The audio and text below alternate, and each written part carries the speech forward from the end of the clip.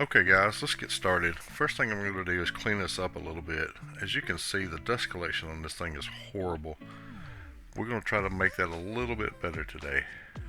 If you've seen my review of this saw, you know that I think that it's a great saw with terrible dust collection. I actually can't take credit for this. I saw someone on YouTube who had done something similar, so I thought I'd give it a shot. This was not made for someone who has big fat hands like I do. Every time I clean this, I'm always amazed at how much of this is built up and caked up in here. But anyway, I digress. Let's build this thing. So the theory behind this is that as your blade is cutting, it is actually throwing the sawdust over the back of that shroud. So I'm building this to extend that up to the throat plate. For some reason, I had it in my head that this was going to be complicated, so I actually took the time to draw this out nice and neat so that I would have something to build off of, but that was a complete waste of time. I think this might have been the most simple thing that I have ever built in my entire life.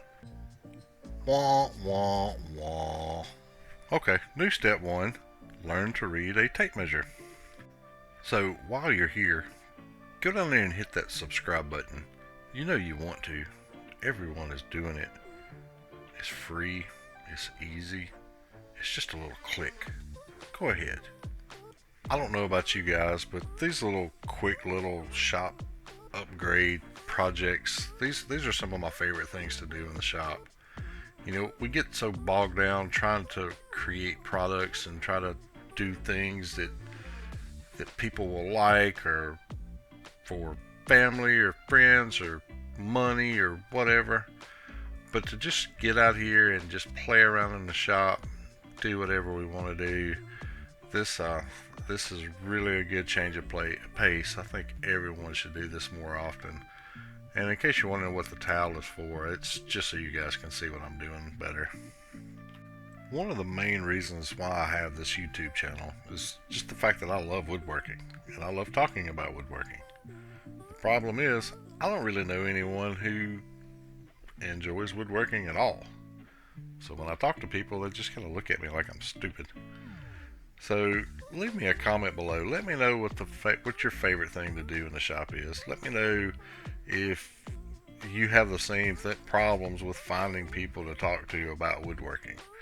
This is the cheapest bandsaw on the market. It's hard to even really call it a bandsaw. It's pretty much useless for most things that you would need a bandsaw for, but it does come in really handy for cutting little tabs like this and making small patterns.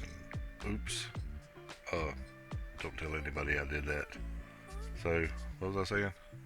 Oh, bandsaw. Yeah, it comes in handy sometimes. So woodworking is one of those things that I always wanted to do but just never did. Never had a place to do it, never really had the time to do it. Until my wife and I bought this house a few years ago. Went into more detail of that in my shop tour video. I'll drop a link in the description. But the short version is, it had this shed on the property, and over the last 3 years or so, I've been slowly turning it into a shop. And I'm so glad I did. So my shop is definitely a work in progress, but I can do pretty much anything in here that I want to do. Just sometimes I have to get a little creative with tools, but you know, that's just part of what we have to do sometimes.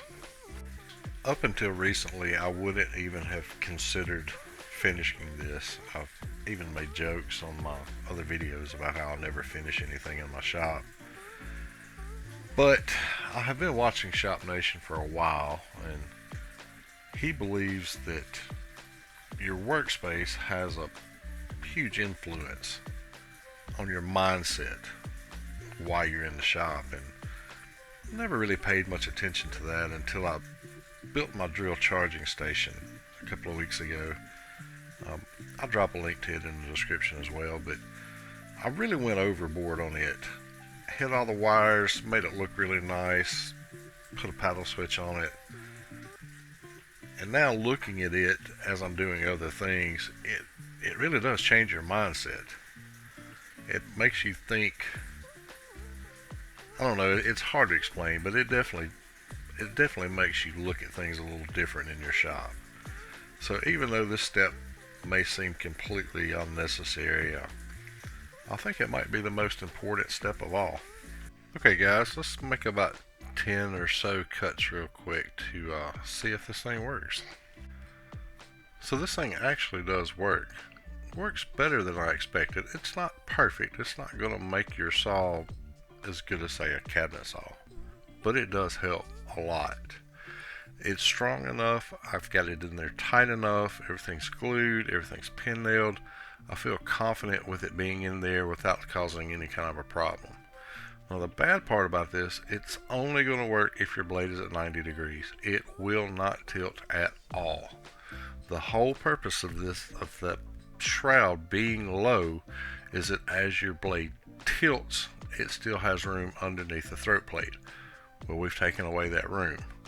So anytime you make any type of a miter cut, you have to pull this out. But most of the cuts that I make is all at 90 degrees. So this thing actually does work pretty good. So thank you guys for watching, and I will see you again later.